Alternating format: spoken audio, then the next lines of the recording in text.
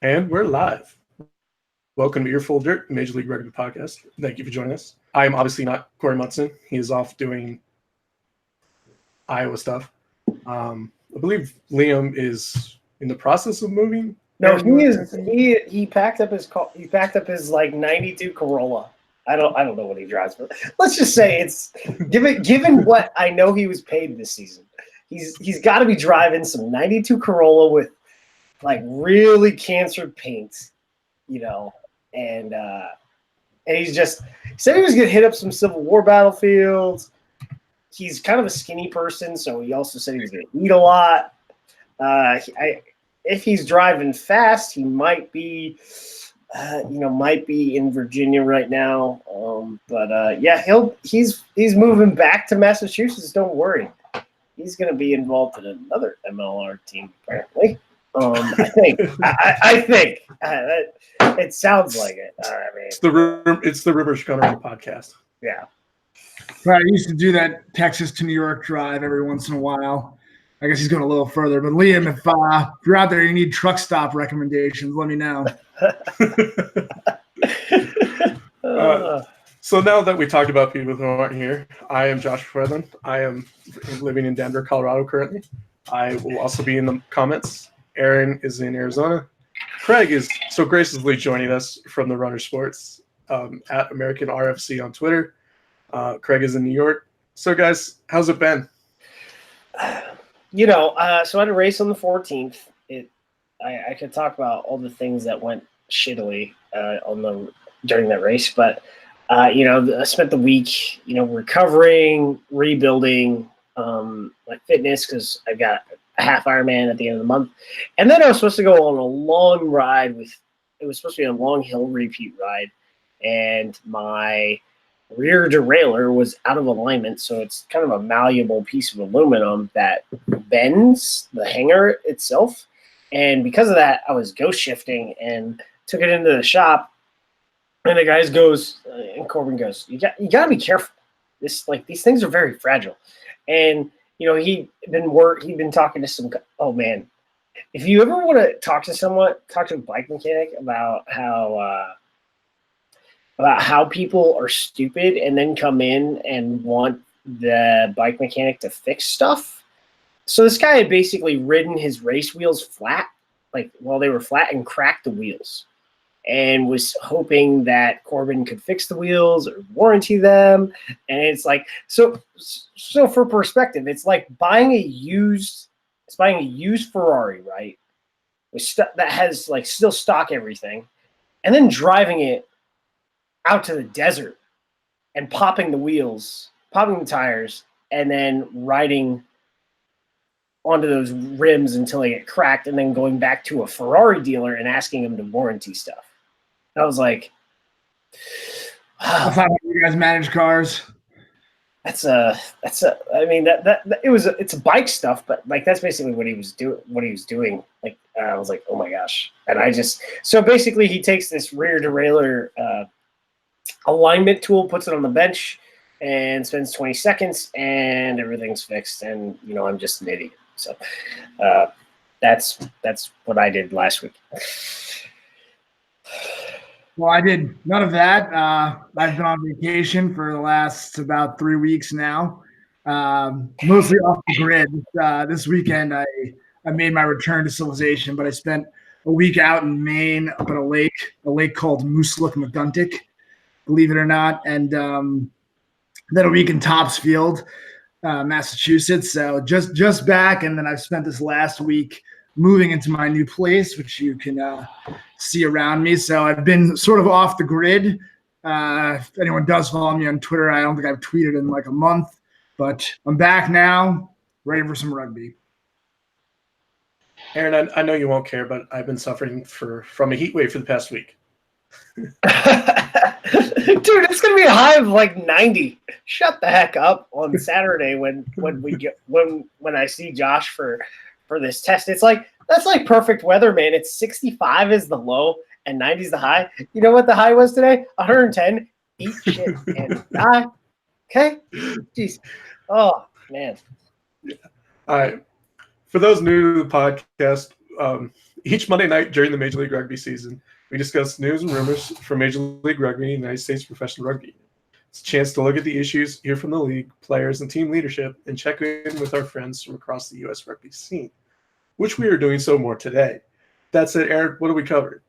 So, player signings for San Diego, New Orleans, and Atlanta, although for some reason I didn't bring in all the Atlanta ones, but you've kind of seen them. But so I think we sort of covered those at least on Twitter, but we're going to do a roundup of New Orleans and San Diego. And then Craig and I are just going to have a discussion about the Pacific Nations Cup, some sort of World Cup thoughts as well later on in the show. But yeah, let's get into it. So for team updates, San Diego, oh my. For new people, Stefan Armitage, he's leaving PAU. He's played for Toulon. He was the European Player of the Year in 2014. He is England number 1310. When it comes to, he's about 5'10", and he's a beast at the breakdown. He's one of those open sides that you would call a breakdown artist. He just is so quick at stealing balls away after the tackle that it's just really intense. Then you've got Dominic Day, Wales number 1119. He is coming in from Saracens. Solid player for the Saracens, basically an older squad player, but he plays a lot when everyone else is away for England. So it really gives them just another strong guy in the engine room. I think, if anything, they're probably one of the teams that doesn't need more locks because they had healthy lock depth most of the year. And they've re-signed Psalm Wuching for 3 years. That's a great lock-in right there. And then Faka O.C. Pifoletti has also re-signed with the team at loosehead prop. I don't really know the length of the extension. I should probably send in a request for that. But really locking down young players and bringing in the right kind of older players for San Diego. And NOLA in the news as well with a lot of signings. Now, if you guys will remember, MLR 2018, NOLA had a tough year, second to last finish. Brought in a lot of people for 2019. Very exciting year. This offseason so far, they've really been in crystallizing that team and re-signing talent. So the captain is Eric Howard, has been extended for 2 years. He's a Canadian international. Tristan Blewett, who is probably one of the top, if not the top, new player in MLR 2019, has been signed to an extension, a 3-year extension. He also made news at a New Orleans Saints camp. Probably nothing will come of that, but that aside, a 3-year extension with the NOLA Gold. Kyle Bailey also extended, another Canadian international. He is a kind of hybrid, can play second row or loose forward, has been extended. And Nikola Bursic as well could also play both second row or loose forward for a 2-year extension. But it all kind of revolves around Nate Osborne, the coach. Did a tremendous job turning around a 2018 season into a very successful 2019 campaign. It ultimately fell just short of the playoffs, but for a long time they were in first place. Very successful game plan strategy, especially early on.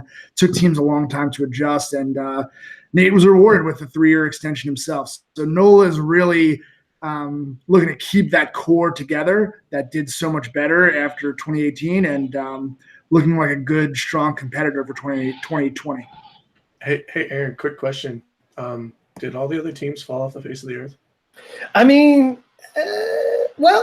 so Rooney's pushing some stuff out about merch. Seattle's pushing some stuff out about merch. Utah's doing a lot of old people photos. Probably should not give out. Everyone who's submitted their player photos to FaceApp probably should not, because you're definitely giving license of photos and your data to the Russians. So if you think that this is the only time I'll get political here, if you think that Trump had a chance of being subverted by Putin, the 5 million Americans that identify as whatever political thing that have submitted their photos to get aged. Well, you've just given your data to the Russians, so sucks to be you guys. Serious, they had that data already. But now I'm going to look at pictures of 100-year-old Aaron Castro since. Oh my gosh! See, this is one of the times where I'm glad I'm behind on those trends. I didn't even know what happened was. It was really weird. I was like, what the heck are all these photos? I was thinking it was, I was at the time I was thinking it was a filter from Instagram, and I was trying to figure out how it worked. And then all of a sudden, 5 days into it, it's like, oh, face app. And I'm just, no. And then Craig hooks me up with a 80-year-old photo of me. So There you go.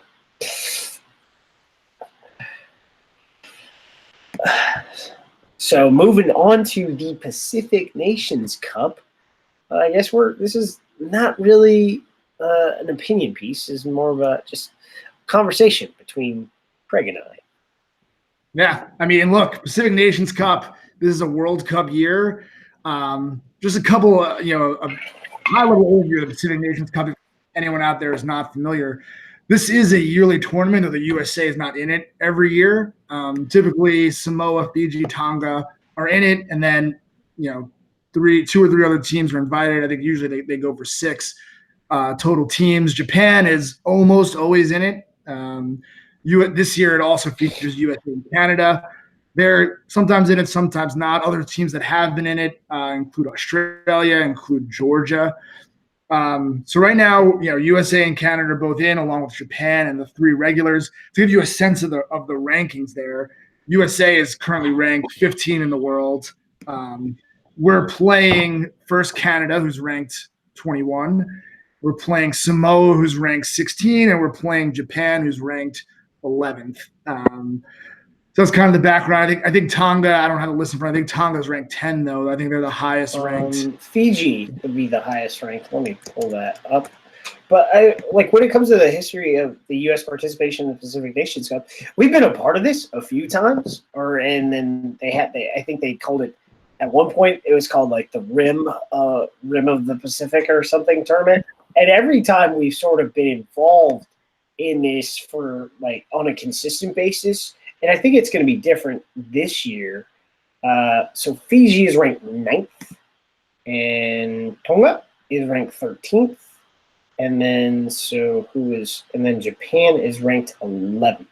So those are your, I guess the other teams because it's pretty. But U.S. who's that's right in the range we play in, so it should be fairly competitive. But for the U.S., it's the last time we were a regular, and the last time Canada was a regular as well. You had the New Zealand Maori playing in this tournament also, and we would just get our butts whooped. So that's when they dropped us, and I think we played 3 tests that year that they dropped the U.S. and Canada, and you're just wondering, we are so Australia. And then, all of a sudden we now have the ARC, which gives us consistent hemispherical competition, which is great. But it's always, I know that I spoke a little bit too soon before this year's ARC when I said, maybe we have outgrown this tournament. Me too. Yeah. I think, 2018 was so good for the USA. Probably, the best year ever for USA International Rugby. Then now this year's come along and the ARC was rough. We lost to Uruguay. We almost lost to Canada. We got destroyed by the Argentina 15. So, this PNC is really the last chance to do whatever we're going to do before the World Cup. I think it's going to be very important as, for momentum, for confidence even, and, as a last chance to put all of our systems in place and see how we do against peers, because frankly, come World Cup, we're playing Tonga and better. So, everyone we play in the World Cup is going to be as good as these guys or better. So, we really need to put in a good showing now to be ready for the fall. I think looking at this slate of opponents, because it's really, I guess, is a single pool. It's sort of across. It's a bit like the America Specific Challenge, where you're in a pool, but then you play across the pool. So you could win all 3 games, and it's based on points, and there's no actual semifinal or final of this. But so in theory, like this slate of games, without previewing Canada yet, it's really a slate of winnable games. Canada, Samoa, Japan historically. We just achieved, our first win over Samoa in November, which was, we talked about that great year. And, we've beaten Japan, even in the last decade. So it's not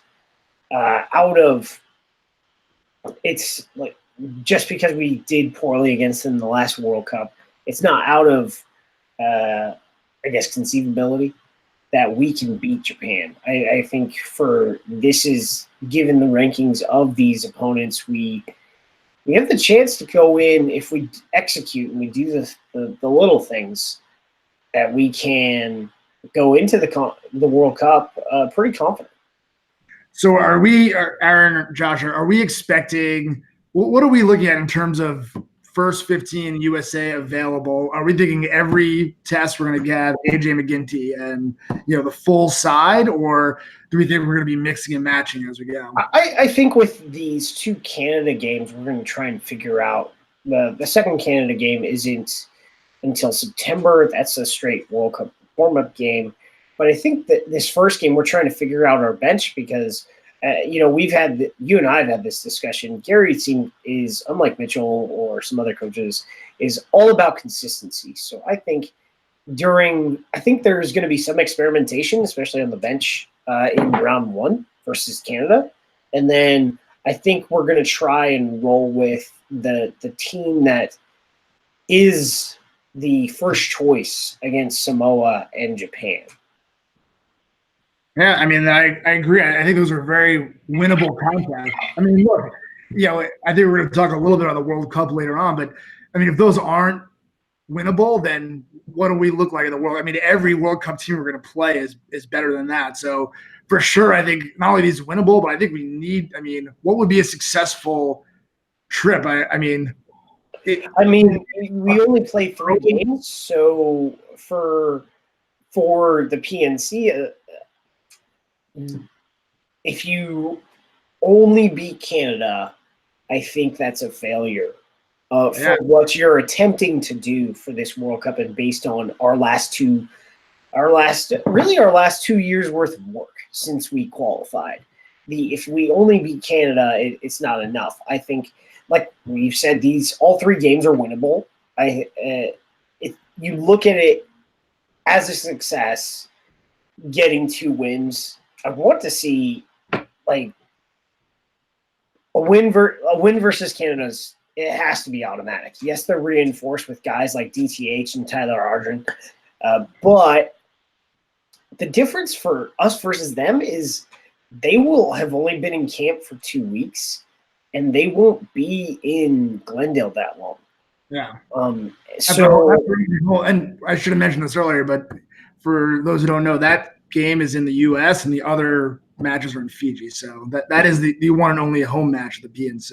So, I mean, sort of how we just took Russia last year, out and roasted them at altitude and in the heat. I think it was like 95 degrees during that game out at Dick's Sporting Goods Park. It's going to be kind of similar here at game time. I think it's going to be, 90-ish. And it's, you got heat and altitude together is a recipe to wear someone down. So the Eagles have been in camp at high altitude, went down to Colorado Springs, the Air Force Academy, and they've been, mile high for over 7 weeks now for a majority of that squad. And so they've gotten fit, they've gotten their systems honed. It's just a question of who's going to be on that roster when it gets released on Thursday.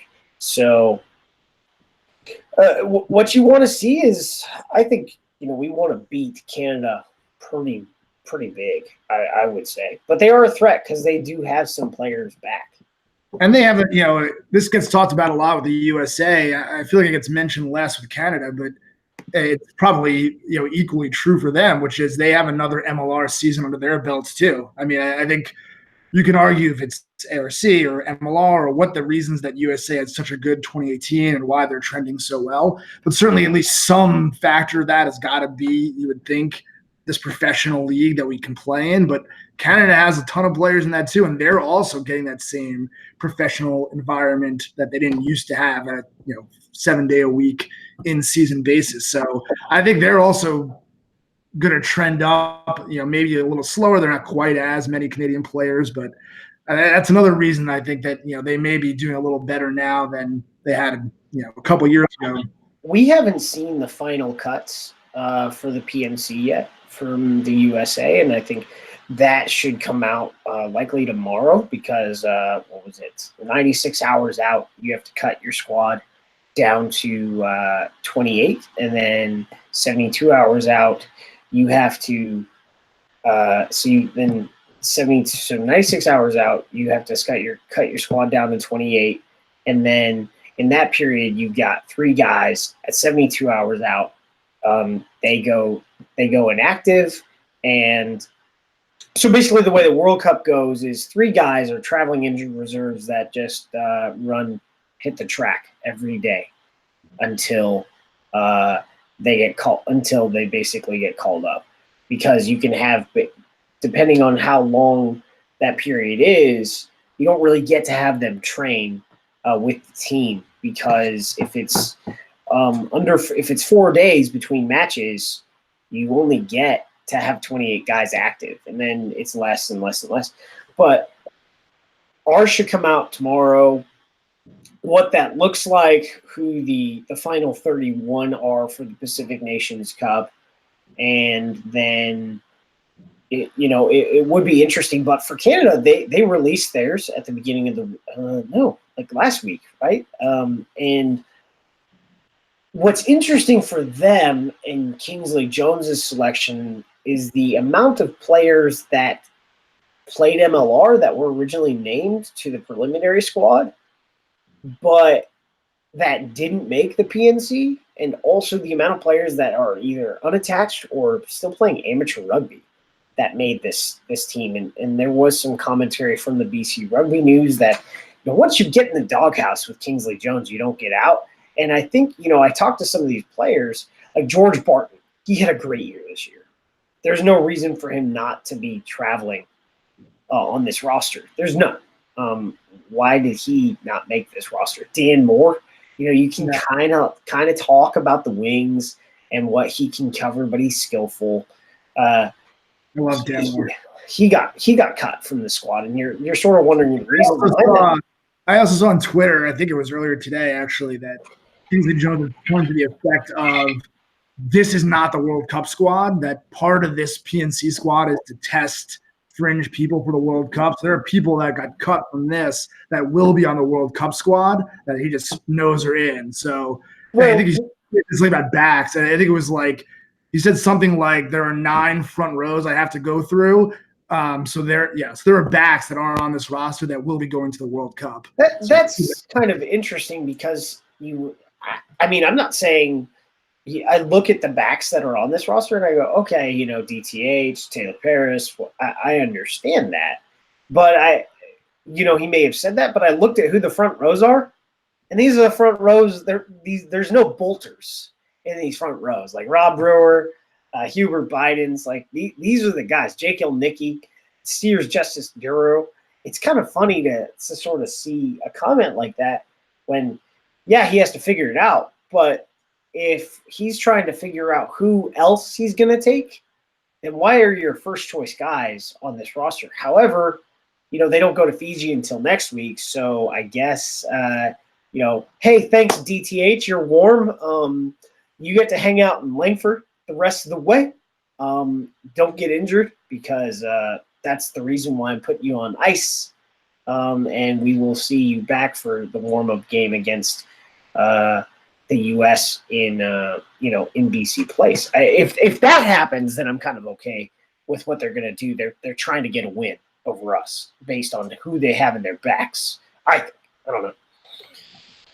All right, so that's Canada. You mentioned we haven't seen the USA lineup, but when the USA lineup does come out, who's our starting front row? I assume Joe DeFete is locked in at 2. Who's our starting loose head? Who's our starting tight end? Loose head's kind of weird. Eric Fry is back. He's training, but he did not make any selections with Rossing Van this year in the second half after he recovered from surgery. But I know Gary, he does a lot of small things that, less experienced players don't do. And they've got 4 guys competing at loosehead right now. Eric Fry, Chance Wingleski, David Ayunu, and even Ollie Khalifi has, he's now in camp, which so 4 guys there. At tight head, it's Dino Waldron. Right, who's your starter? Oh, who's my starter? Who you start, and who do you think Gary Gold is going to start? So, honestly, if I can get my way, David Ayunu is starting. Honestly, but I think Eric Fry probably is going to get the start. Really?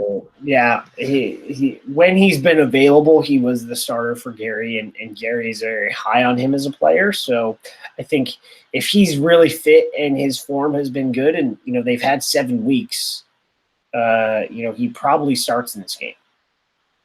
All right, interesting. I agree. My guy would be David Ayunu. I think, what is he, 19 years old? I mean, maybe talk about tight end in a second, but you have Ayunu at loose head, TD Lamatatelli at tight head. Those are, a 19-year-old, I think, and like a 26-year-old prop. I mean, that not only for this World Cup, that could be those could be anchors to your scrum for 2 more, maybe even 3 more World Cup cycles down the road. That's I don't know about 3 more World Cups, but 2 more World Cups for sure. For sure. So I would put TT at 34. I mean, that's doable. For sure. I think, and so Dino Waldron didn't get called directly to camp. He is on the preliminary training roster, but he was there was 10 selected players that would not assemble at this time, they said. And so that left Paul Mullen, and was Patty Ryan on the roster? I forget. But he was on the expanded roster. But yeah, I don't remember seeing his name on the roster. So you basically had Paul Mullen and TD Lamatatelli. And given TD's form, he started in the Champions Cup, started in the Premiership, a bunch of fixtures this year. That's your guy. That is your guy at 3. So who do you got in second row? I'm a Nick Civetta guy. Who else do I want in the second row? I may go Peterson, Nick Civetta and Peterson. See, I think with the way I'm going with this, it would be Samu Manoa international retirement really changed up a lot of how I think the second row would go. And David Tamelau wasn't called into camp. And neither was Mant Jensen was not named on the preliminary World Cup roster, but he would have been the other person I might have called in. So, it's hard to argue with that. The only I would go with I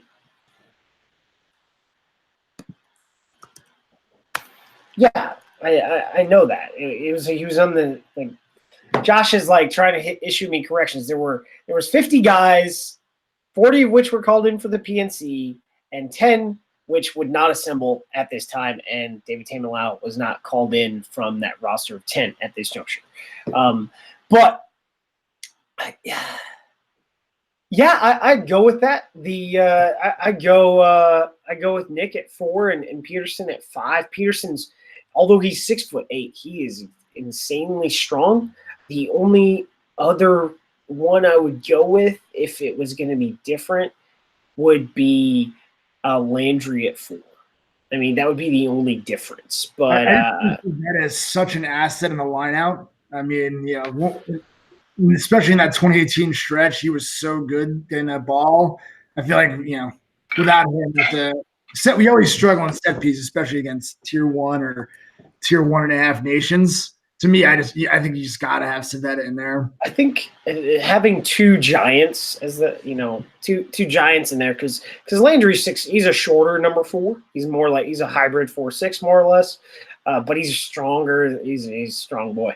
But I think with the way we're going internationally, it is Greg and Nick. I liked them as a pair before during last year, so I think I would go there as well. How about the scrum half battle? I think, I have no idea really what Gary Gold was planning for the 9 shirt, but I feel like that may be between last year and this year, this position where there's been the most change of the landscape. Like a year ago, there's no way I would have said Augsburger is going to be starting 9. Right now, I think I'm starting him if I'm the coach. So this is where we'll all get in trouble, I guess. I might start the Haas, honestly. Me too. I think I like his service to the ruck and managing the ruck and the scrum, and then his ball speed is really good, and he's different. He's not a small 9. He's more or less in that traditional, what it has become a traditional South African mold. If you go all the way back to Juice van der Westhuizen, even JP Smith this year, a tall, stocky. I mean, they're not lanky or at all. They're about 6'1", 6'2", and they're physical guys. And I might go there but I see your point. A year ago, Nate Augsburger's form was not. I mean, to the point he got pushed to the wing and Nick Boyer was starting ahead of him. This year, he honed his skills at 9, fixed it. I wouldn't say fixed his service, but his ball speed got better. His instincts for his quick carries got better. And God forbid a box kick. His box kicking got better. But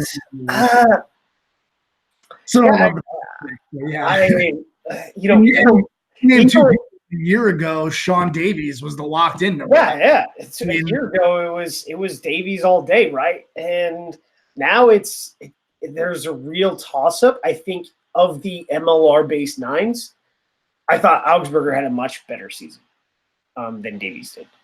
Like, there is no debate on that. So right now, if I'm picking, I'd go to Haas just because youth wins the day, and if we're building for the long term, Davies and Nate the Great are also like 30 apiece. So I think someone's going to correct me, but they're both older, and Ruben de Haas is 20. So Mike Petrie also made the 50-man roster. Mike Petrie making the 50-man roster was an inspiration. I gotta say too. So did old man Lou Stanfield, but yeah, another guy that wasn't called in when we dropped the lock. So I would just say De Haas has played a lot in the development competition that they have in South Africa. I forget what it's called, but academy systems in South Africa are so developed. He's made the traveling squad, not the roster in the Pro 14 with the Cheetahs, but he's gone on a lot of road trips to learn. But he's been for his I guess it's the under 21 competition in South Africa. He's been starting he's started like every fixture for the Cheetahs. So that is such a high skill and high level competition to take the starting shirt there that. I'm just going to stick it with it, especially like in November. Sean Davies got injured and he won the Samoa game. Ruben de Haas had to show up. If he didn't show up, we would have probably gotten our butt whooped. And then he played very well. against Romania also. So. Right. What about back three? I think that's who's your starting back three? So the starting back three is pretty simple here with no Matias. I think we're going to go. I think we're definitely going Marcel Brockie at 11, Blaine Scully at 14, and Mikey Teo at fullback. Will Hooley at fullback? I mean, they're different players, honestly. Mikey has shown a lot of skills this year, in that he's sometimes only shown in sevens. For a while I thought Will Hooley was going to be the knockdown starter at fullback until he took over at 10.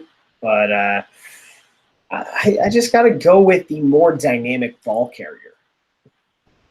So no Madison Hughes at fullback? Don't do that to me. No.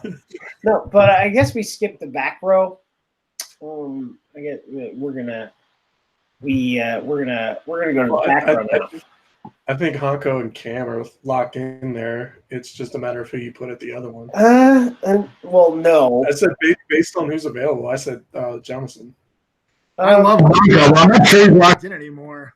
I mean, is he even fit? When was the last time he played? Oh, he's fit. He's been in camp and he's been out of the boot and everything. I think if just based on Gary's tendencies, I wouldn't pick Jonquil, but I think Gary's going to pick Jonquil.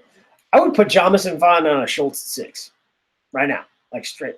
I would go there. He had some great form in those last 5 games where he played very well.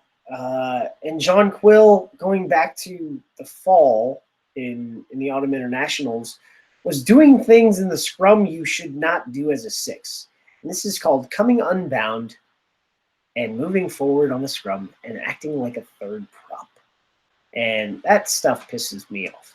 So, towards the second half of the season, he was committing a lot of penalties, which, the previous season, he really cleaned up his game. So where I think it's going to settle in, I think it's going to be Quill, Lamborn, because Lamborn is part of the leadership group on this team, and it's going to be Dolan. No Psalm Wu-Ting in the starting lineup either? No, because Psalm hasn't been in camp and is apparently going to France next week, according to his Twitter. He's going to, go to the south of France and kick it on the beach. No Malon? I think Malon is in the mix. I really do, but it's sort of a question of Malon, Jamison, and Henko vying for either 1 or 2 shirts on the bench. Given how Gary splits the roster, I think Henko is just going to be there as a reserve loose forward. And if there's a second spot, it's a question of who proves to be the more dynamic player in camp. Is it Malon, who's a freak, or is it Jama, who had really good form? For some reason, Malon was in the doghouse and didn't play a lot for Glendale, even though when he did play this year, he played very well. So, Honko? No, Malon. Oh, yeah. I thought he played most of the. No, he didn't. He didn't earn a lot of starts. He played a lot. He came off the bench. Yeah, he played a lot behind William Monroe, which was. I mean, Monroe played okay, but. Okay, let me throw a wrench in the mix. Even though he's not showing up for PNC, what about Henning? I don't think really any of those guys that are previously uncapped, actually, that are on the, I guess, will not assemble, are actually going to get capped on the next 4 games. If there's an injury, yeah, but I do not, with seeing that there are basically, it's, Quill, Lamborn, Dolan, Jamison, Honko, seeing a lot of them in camp, I don't really see a lot of other back rows, which surprises me specifically because Samu's retirement. So now let's move to not much number 8 depth.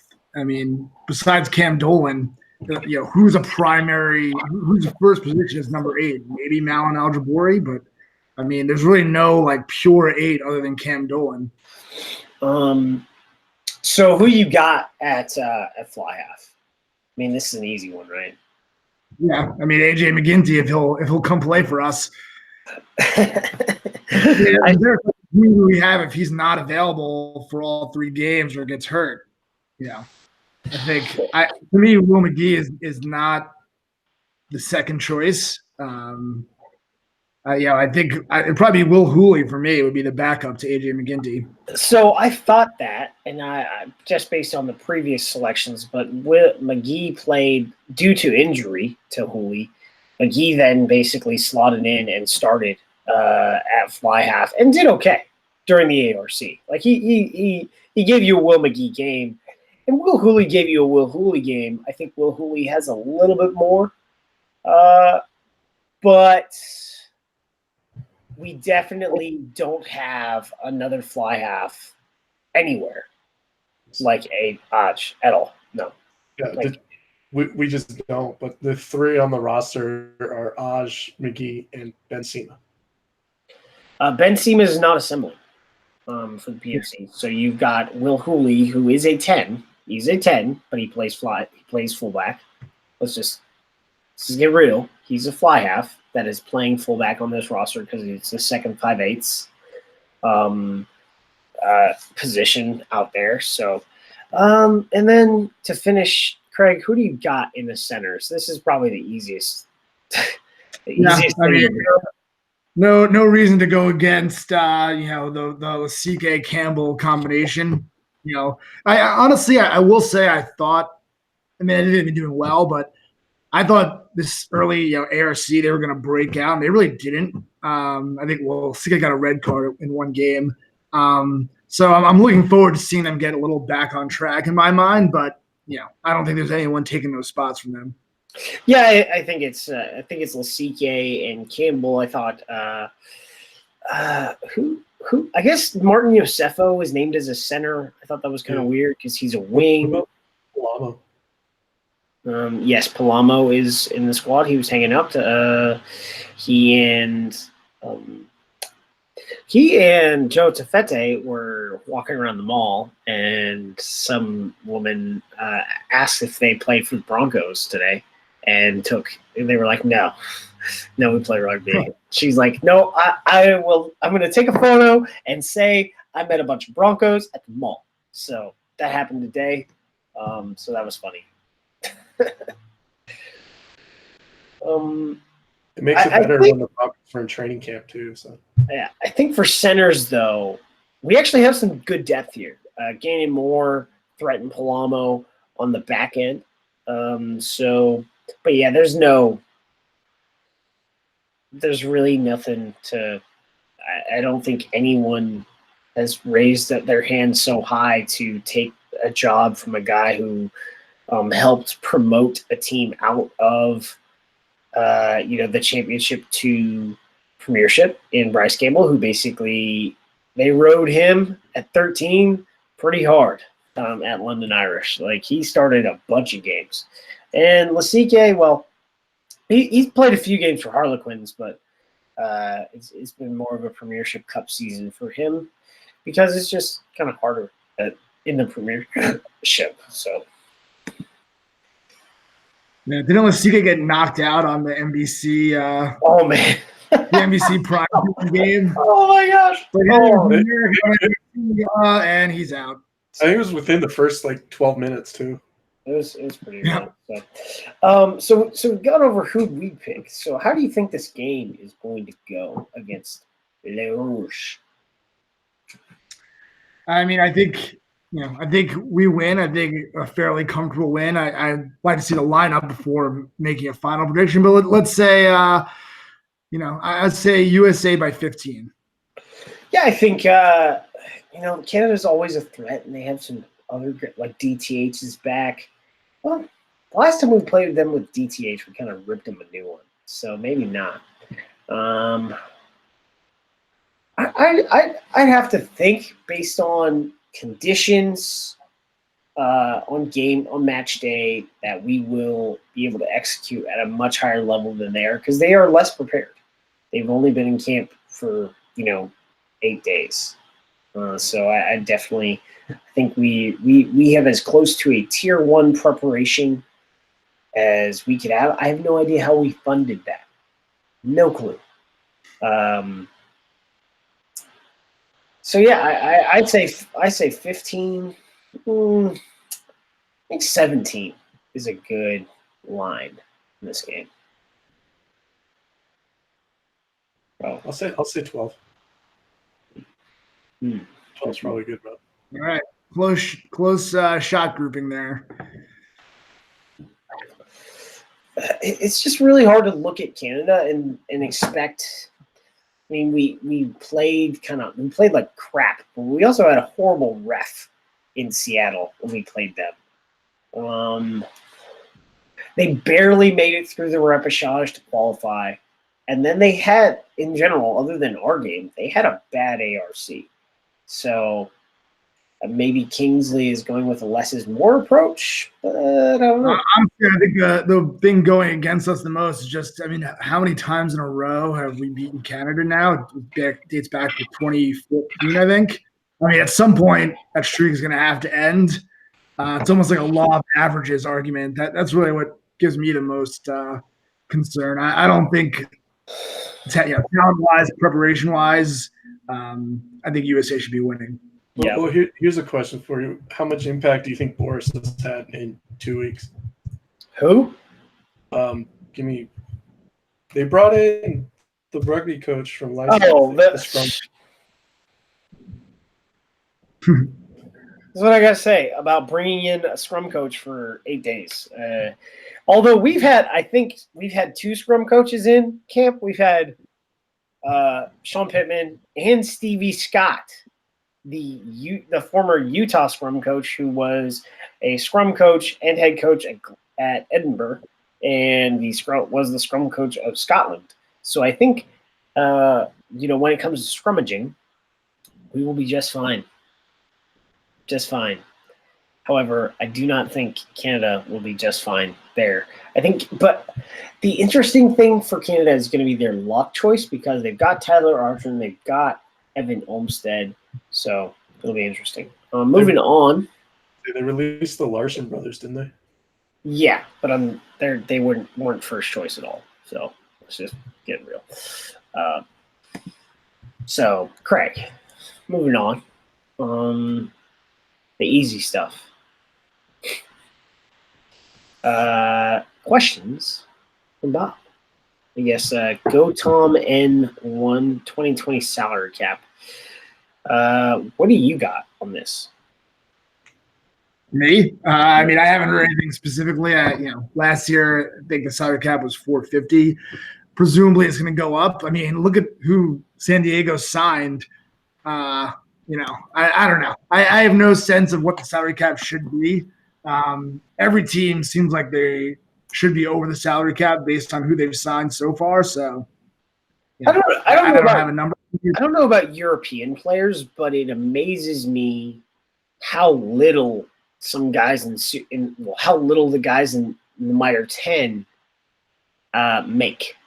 So you can sign guys that have been capped and aren't really making the Super Rugby teams out of the Mitre 10 that are high quality players for decent contracts in MLR. It's guys that are coming out of Europe that I have questions about, like Stefan Armitage, Matthew Besterode, and Dominic Day, guys who are on over 100K, guys who are on 150K, 200K. What, why are they wanting to come to the U.S.? Is it to just hang out on the beach? Apparently, climate was Dominic Day's pure decision because he said it. I heard it was like Wales in San Diego. Yeah. Well, I assume with basketball, it's just because he was coming to the best city in the world, in New York. But Overcrowded city. it's all the hot dog stands on the corners. I think there's I want to see his face on like every Nathan's Stand. Like not. I'll tell you, Ben Foden got announced, last offseason, and he's been here, and I don't think he gets recognized that much by non-rugby people. But the day Bassero signed, he walked from the French consulate to the hotel where they had the signing ceremony, which was maybe a 5-minute walk. And the guy got stopped, I don't know, half a dozen times by French New Yorkers that recognized him. So he's a very recognizable guy. He's going to be a face. He's got tip dreads. And he's gigantic. Well, yeah, actually, that's one of the things Foden actually mentioned in the video Rugby Pass did on him, was that it was nice to like not be recognized by that. So basically, it's like playing for sale. Got it. Don't get recognized in Manchester. It's going up. I've heard 2 figures, and both of them are not a lot. I don't have anything concrete, but if anyone has concrete stuff, get after it. Go Tom, and again, asks, is anyone targeting South African players since Saru changed the contracting model and over 200 players are out of contracts? Yeah, I think they were targeting South African players before that too. Tristan Blewett's a South African guy. I think it seems to me that they're looking pretty broadly, to all pockets of players. So, seems like we're attracting a decent variety, and I expect that to continue, including South Africa. So who is South African players left? So who is it, right? Go Tom, and again for his third question. Are there any news on coaching vacancies? Are we finally starting to target higher caliber coaches? No movement, as far as I can tell. Recruitment is ongoing, though. So there's going to be a lot of teams that will get new coaches that will have to shape whatever systems they run around the strengths of their players. Yep, agreed. I haven't seen or heard any official changes. Some of the rumors I've heard have been, attractive names I think will be good additions to the league. Nobody world famous really, but I think the coaching staff, just like everything else, is getting better every year. They're learning, and just like I expect the players to keep improving, I think the coaching, stats and contributions will continue to get better. Well, think about this. Think about how many teams need coaches. Utah. All of them. Austin, Houston, DC. So there's at least Seattle. So there's at least 5 teams. In theory, I haven't really heard anything about Seattle. The intent seems to be to hire a different coach, which is kind of weird. They just won a championship, but whatever. I thought he was going to come back after whatever season. I have no idea. I really don't. So conceivably, we're looking at 5 different teams, maybe 6, waiting on an announcement to hit. But you could say conceivably, it's almost half the league needs coaches, and that recruitment for next season, based on the expansion player allocation draft thing that's going on, is going on right now. So. Yeah, it's still going on? Yes. Wow. So, all right. So Robert Gibbs 1 asks you, Craig, if the MLR had been founded at the same time as the pro leagues around the world, late 90s, early 2000s, where do you think it would stack up today compared to the others? That's a good question. That's kind of like asking where will the MLR be in 20 years, that plus maybe even a little more handicap today because we're a little behind. I like to think that if there'd been professional rugby here for the last 25 plus years or whatever, that we'd be in a place where we're clearly tier one. MLR would be a roughly equivalent type league to the others. But I think that's a gamble. I mean, that's what people who support MLR are betting on, right? They're saying there is a market here for it. There's got to be some sort of customer education. People need to learn the game, but once they do, they'll love it. The market will grow. It'll be strong. I happen to be in that camp. I am a believer of that philosophy, but I'm sure there are doubters out there who say or would say, it's just not a game for us. We have other sports. It'll never break through, in which case, even if it had started in the 90s, it may be something like, I don't know when Major League Lacrosse started, definitely by the 2000s, I would say, it could, in a downside, be just something like that drags on, continues to exist, but never really gains critical mass. Yeah, it's,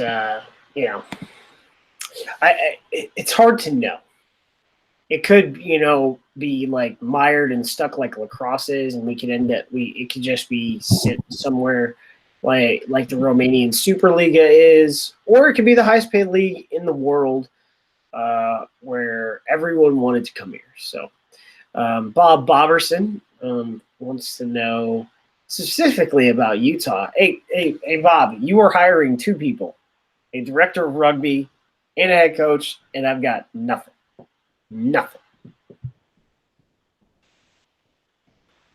And then I guess, Craig, do you have anything on Utah?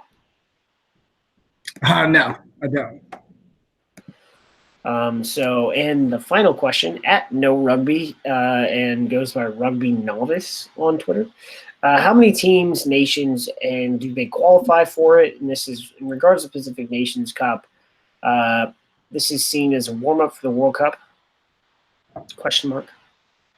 Yeah, so this is a warm-up for the World Cup for the U.S. We talked about this a little bit before, so I don't want to repeat too much, but there are 6 teams this year. USA is one of the 6. They're not always one of the 6.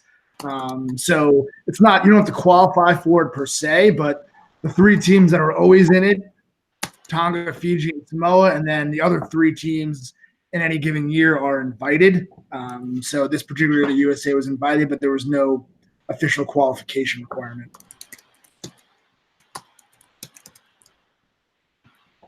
Yeah, so there's never a qualification requirement so far for the PNC. It's basically who World Rugby selects to go in there with Fiji, Tonga, and Samoa. So, yeah, it's just a higher level tournament than whatever else we would be playing. And World Rugby basically did us a favor by assigning us opponents so that we wouldn't have to beg with our brokenness, because the union is broke, and say, will you please come play us? Or will you let us play you? Because we can't pay you any money. Yeah, that happened with the Australia game. They wanted a lot of money. So that's supposed to be on the West Coast. And yeah. There you go. Ooh, breaking news. Where did you see that, Josh? It's on Twitter. It's on their website. Oh, so Zach Finolio, I think we kind of heard it here first. We kind of knew that one was like, we kind of knew he retired. It was really weird. It was a Utah home game, and there was a Utah player retiring, but the broadcast didn't touch on John Wayne Cullen at all. It's like they didn't really care to tell, Utah didn't care to tell CBS that John Cullen, a U.S. Eagle, was retiring. So they focused really only on Zach Finolio. Kind of weird. Casey Rock. Did he even play a game this year? Casey Rock would have been nice as a healthy second row option. I think he played. I think he was on the bench on maybe a couple of the first couple of weeks. But after that, nothing. That 6'9" would have been, and he's relatively young, so maybe he's just like, thanks, Dave. You can have your short locks. I'm out. Oh wait, Dave's gone. Well, yeah. I'm still out because if you're not going to use me, well, I'm out, bro. And then Peter Dahl also retires for a long year. If anything, he had a renaissance this year. It's kind of sad to see the old man hang it up. And then I thought Maximo de Acheval was officially retiring last year, but I guess he's officially retiring again and will now move into coaching full time for Glendale. So there's that. Sort of to talk about qualifications of the PNC, Oceania Rugby is even further behind than RAN is, whereas RAN likely in Soon America Rugby has the America's Rugby Challenge, which will allow the winner of that eventually, I think not this year in 2020, but in 2021, the winner of the America's Rugby Challenge will either get promoted directly or will play a promotion playoff match against the loser or the last place team in the ARC for promotion, and that will happen in 2021. So that's where we are in I guess America's rugby, but that is not the case in Oceania Rugby. I think Bill Beck, Benjamin Rush. What's a successful win-loss record for USA Rugby in the Rugby World Cup? Craig and I have two different answers, so I'll let him go first. Yeah, and this is something we've debated offline at length before this, over the past weeks and months. But to me, I think the bare minimum for a successful Rugby World Cup in 2019 is one win. Every team we're going to play most likely will be ranked ahead of us. We'll see how the summer internationals go. But likely every team we play will be ranked ahead of us. If we win one game, to me, that's success. We won 0 matches in the last World Cup. We've only won, I think, 3 or something in all time. And the World Cup's only been around for 30 some odd years, but we haven't done very well. So I think one win, I'll be happy. I think 2 wins or even a win, a tie, a win, a tie. I think I come home pretty pleased overall. I think that's a huge success for USA Rugby. So, when you look at the schedule, Tonga is the most likely win. So then, if we assume we can win that game, France, Argentina, England, a win or a tie against any of those 3 plus a win over Tonga, I think is a dramatic success for the USA. Yeah, so I guess this is where I fall into it's all about the process. It's all about the process. Rugby coaches all like to talk about process, and it annoys the heck out of me because guess what? In America, we care about wins and losses over time, right? So last World Cup, when they lost, all those games, the result, doing that against South Africa, just laying an egg. And this is where I don't want to go out and forcibly lay eggs. I want to be consistent so that we can prepare to win a game. The problem is that as the lowest ranked team, I think, we're not the lowest ranked team when it came to seeding. We qualified ahead of Tonga for that, but we still have, I would say, the most difficult roster where we play England, France, Argentina, and then on short rest we play Tonga, which would be, I know people talk about targeting a game, but you can't really target a game you're on short rest for. You can if you spare people the game before that. Yeah, but you really want to warm up for that game, in theory. So this is where I'm all about consistency, and I think about it this way. In the end, it depends on who you rest, right? Who are you actually resting? Because if you're resting your fly half and your fly half's healthy, and you do that, which Tolkien did against South Africa, if you rest, if your weapons are healthy, your weapons need to play. So then it depends on what tools do you rest. Do you rest a center? Do you rest a prop? I would probably look at resting some front rows, a lock, a back row. But I'm probably saying AJ. We riding and we dying, son. You know, that's me. And we didn't do that the last World Cup, and it kicked our ass because of that.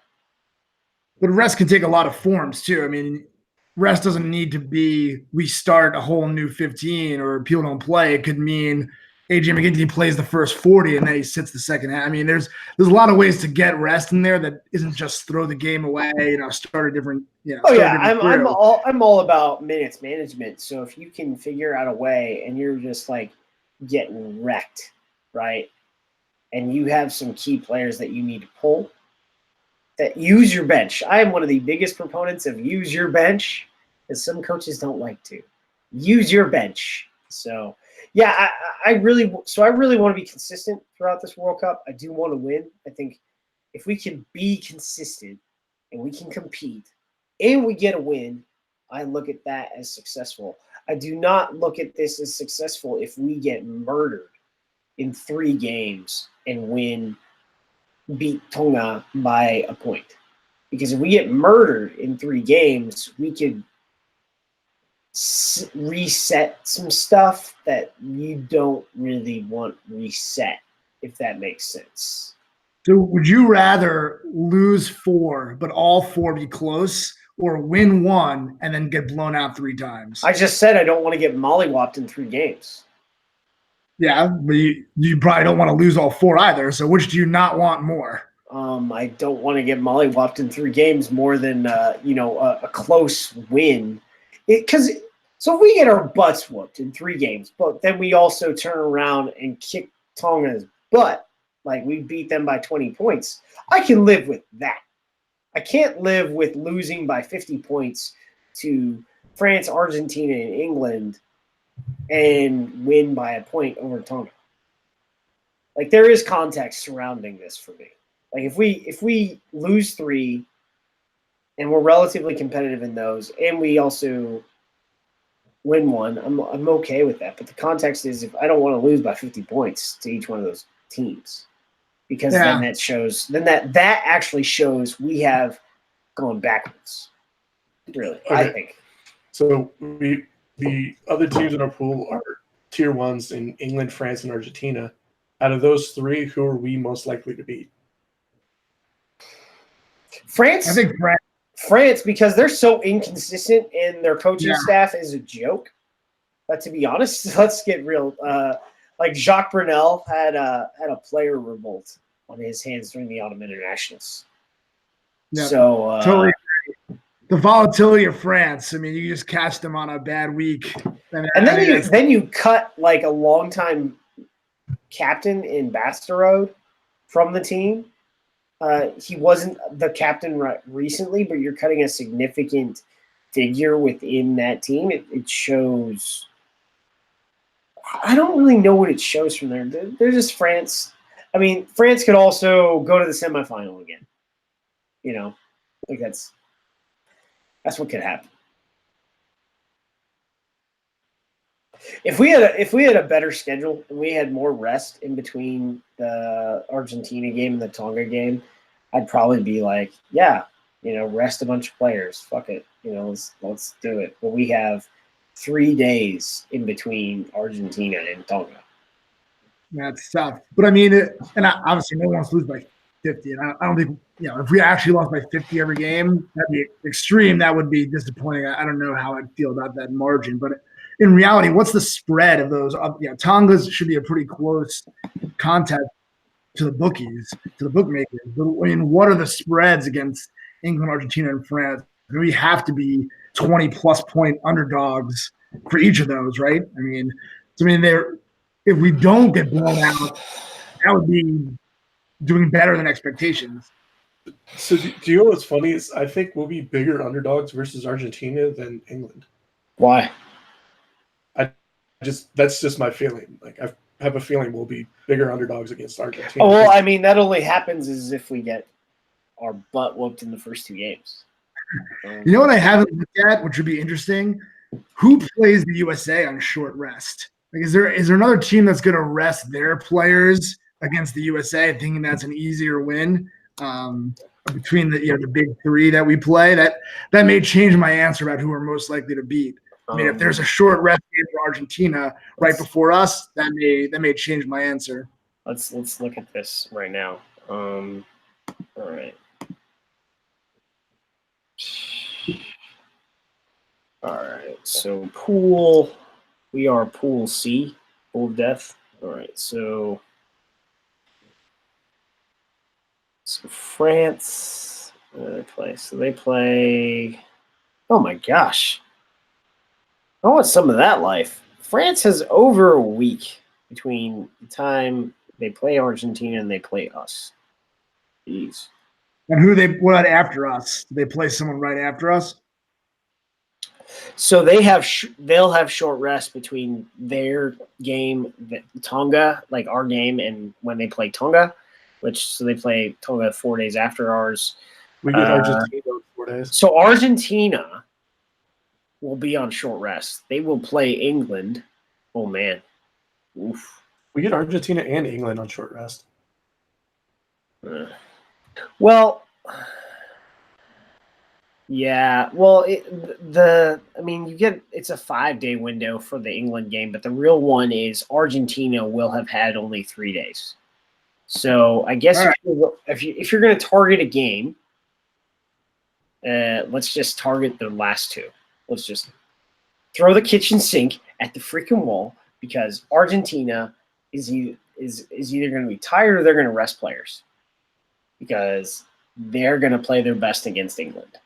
Right, you'd think, or they're going to rest players against England, and they're going to push their first side out, and give us the broom handle. So you're not going to rest players. U.S. match is their last match.